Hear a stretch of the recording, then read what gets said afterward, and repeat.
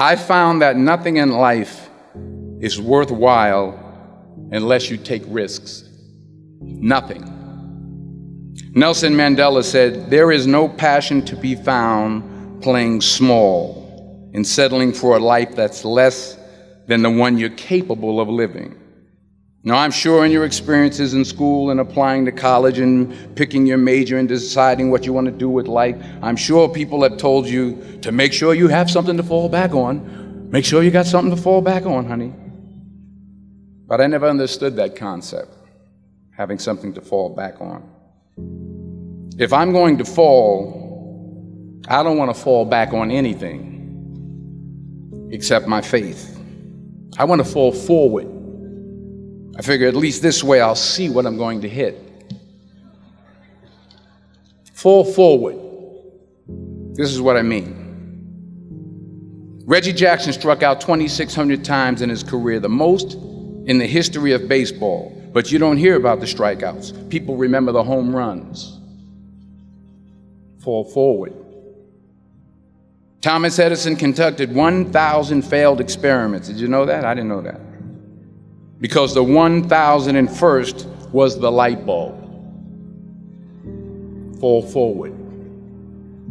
Every failed experiment is one step closer to success. You've got to take risks, and I'm sure you've probably heard that before, but I want to talk to you about why that's so important. First, you will fail at some point in your life. Accept it. You will lose. You will embarrass yourself. You will suck at something. There's no doubt about it. And I know that's probably not a traditional message for a graduation ceremony, but hey, I'm telling you, embrace it, because it's inevitable. And I should know. In the acting business, you fail all the time. Early on in my career, I auditioned for a part in a Broadway musical. Perfect role for me, I thought, except for the fact that I can't sing. So I'm in the wings, I'm about to go on stage, but the guy in front of me, he's singing like Pavarotti. He's just, and he's just going on and on and on, and I'm just shrinking, I'm getting smaller and smaller. So they say, "Oh, thank you very much, and you'll be hearing from us." So I come out with my little sheet music, and it was Just My Imagination by the Temptations. That's what I came up with.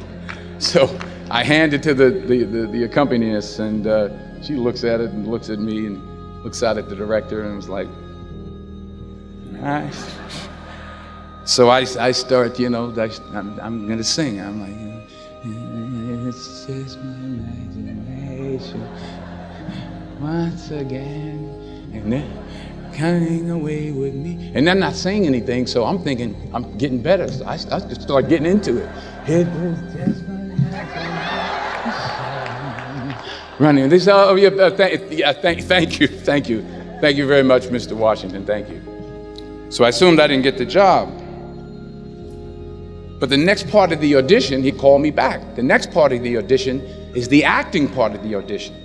Now I'm like, hey, okay, maybe I can't sing, but I know I can act. So they pair me with this guy, and again, I didn't know about musical theater. And musical theater is big, so they can reach everyone all the way in the back of the stadium. And I'm more from a realistic, naturalistic kind of acting where you actually talk to the person next to you. So I don't know what my line was. My line was, "Well, hand me the cup." And his line was, "Well, I will hand you the cup, my dear. The cup will be there to be handed to you." I said, "Oh, okay." "Well, should I give you the cup back?" "Oh, yes, you should give it back to me, because that is my cup and it should be given back to me." I didn't get the job. But here's the thing. I didn't quit. I didn't fall back. I walked out of there to prepare for the next audition, and the next audition, and the next audition. I prayed. I prayed, and I prayed. But I continued to fail, and fail, and fail. But it didn't matter, because you know what? There's an old saying, you hang around the barbershop long enough, sooner or later you're going to get a haircut.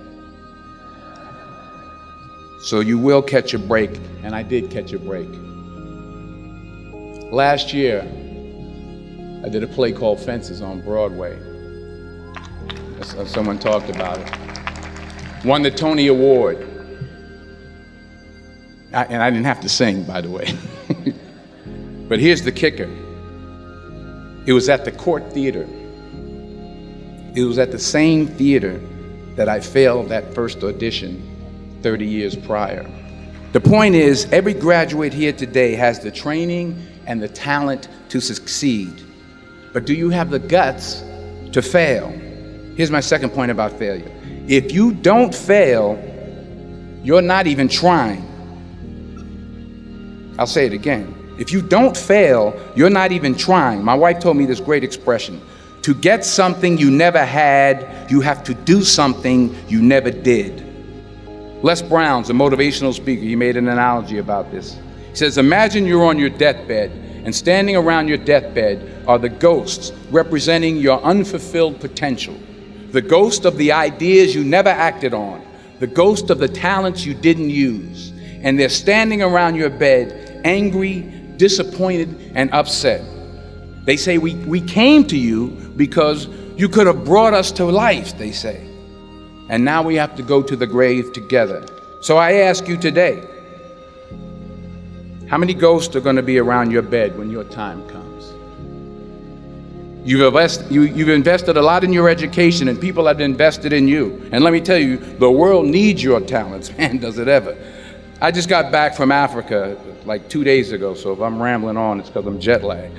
I just got back from South Africa. It's a beautiful country, but there are places there with terrible poverty that need help. And Africa is just the tip of the iceberg. The Middle East needs your help. Japan needs your help. Alabama needs your help. Tennessee needs your help. Louisiana needs your help. Philadelphia needs your help. The world needs a lot, and we need it from you. We really do. We need it from you young people. I mean, I'm not speaking for the rest of us up here, but I know I'm getting a little grayer.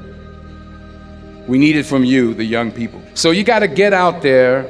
You got to give it everything you got, whether it's your time, your talent, your prayers, or your treasures. Because remember this, you will never see a U-Haul behind a hearse.